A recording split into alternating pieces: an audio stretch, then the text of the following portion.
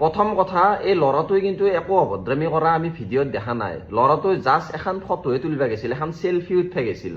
আপুনি কিন্তু এই ল'ৰাটোক এনেকে গল্টা মাৰি দিব নালাগিছিল।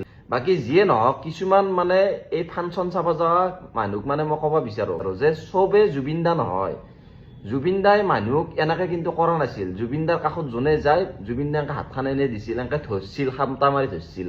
কিমান মানে ফটো তুলিব গৈছিল জুবিন দাৰ লগত মঞ্চত। হয়তো এই কাষত থকা কুকুৰকেইটাই মানে চাইড কৰি দিছিল, কিন্তু জুবিন দাই কিন্তু কোনো দিন মানুহক চেলফি ল'বা আহিলে, কিবা ল'বা আহিলে এনেকুৱা ব্যৱহাৰ কৰা নাছিল। আজিকালি এনেকুৱা বহুত গায়ক ওলছে, মানে নামত জুবিন দা কৰি থাকে। বহুত এনেকুৱা গায়ক গায়িকা আছে, কিন্তু তেওঁলোকে জুবিন দাৰ নীতি আদৰ্শ কেতিয়াও পালন নকৰে।